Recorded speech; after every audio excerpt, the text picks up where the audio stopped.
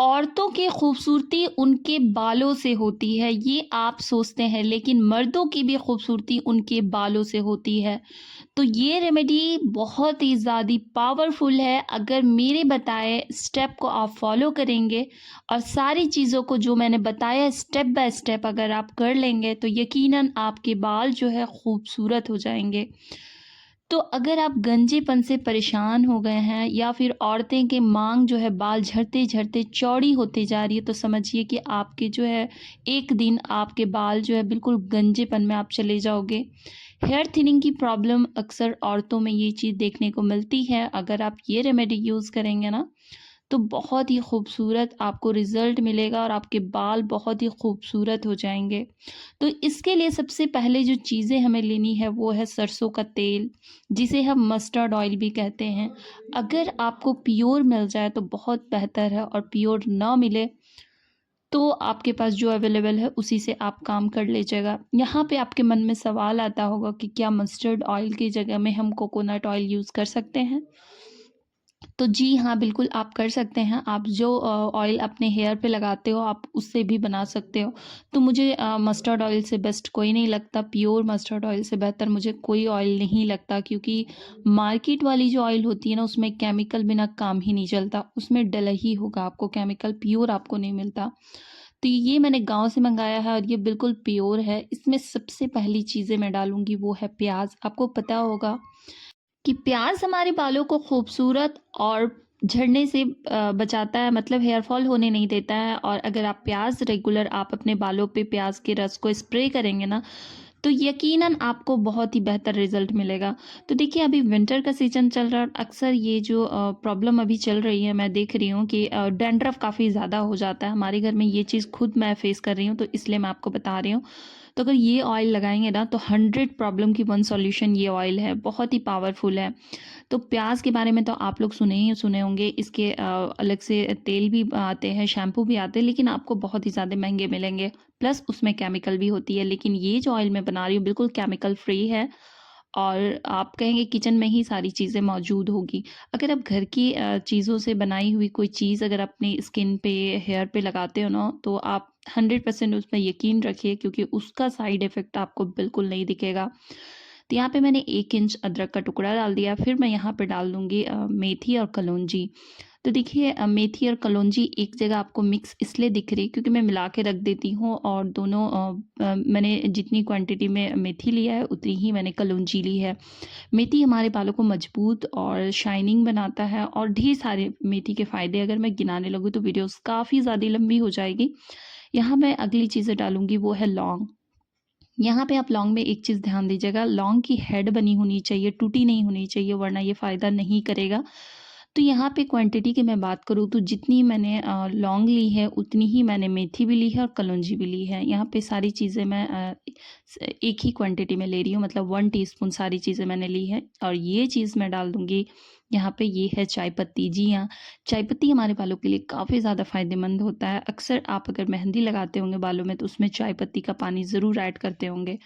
चाय पत्ती एक नेचुरल सा कलर देता है हमारे हेयर को, और हमारे हेयर को टूटने से बचाता है। तो यहाँ पे मैंने सारी चीज़ें मिक्स करने के बाद किसी भी ऐसे बाउल में ट्रांसफ़र कर दूँगी जिसमें मैं इस हेयर को बना मतलब हेयर ऑयल को बना सकूँ।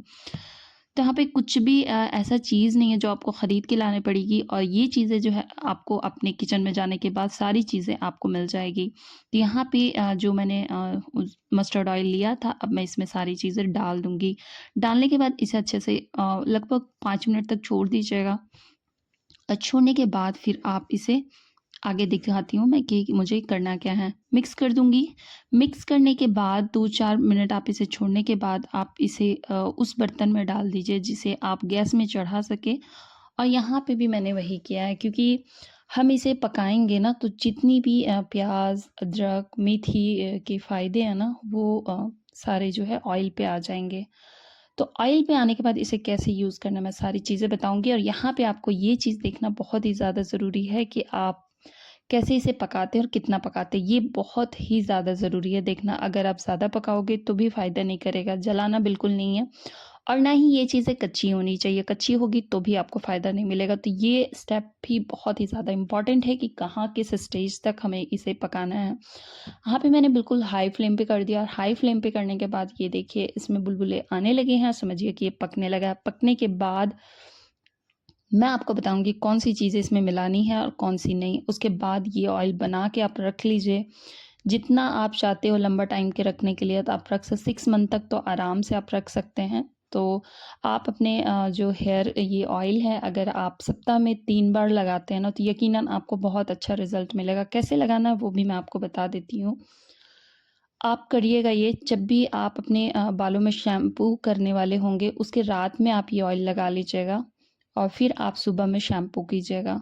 इसे लगा के छोड़िएगा नहीं बहुत लंबे टाइम तक क्योंकि ये तो सबसे पहली बात तो ये सरसों का तेल है, बहुत ज़्यादा चिपचिपा लगेगा। तो हमें तेल के फ़ायदे अगर हम रात में सुबह शैम्पू करने वाले होंगे अगर रात में लगा लेंगे तो आपको इसके फ़ायदे मिल जाएँगे। तो इसमें सारी चीज़ें मैंने वही चीज़ें डाली है जो आपके हेयर ग्रोथ में, हेयर को शाइनिंग, सिल्की बनाने में सबसे पहली जो औरतों की प्रॉब्लम होती है ना, वो ये है कि औरतें जो है हेयर फॉल से काफ़ी ज़्यादा प्रॉब्लम में आ जाती हैं। अक्सर बेबी बर्थ के बाद ये सारी प्रॉब्लम वुमेन के साथ ये होता है और मैन जो होते हैं अक्सर उनका एज बढ़ने के कारण उनको गंजापन घेर लेता है। अभी हमने जो देखा है कम एज के बच्चों को भी हेयर फॉल हो रहा है, बॉयज़ को हो रहा है, मैंने जो चीज़ें देखी है। तो आप पहले से ही अगर केयर करने लगेंगे, तो यकीनन आपके बाल जो है खूबसूरत हो जाएँगे। ये दोनों के लिए है, मेल के लिए भी है और ये ऑयल फीमेल के लिए भी है।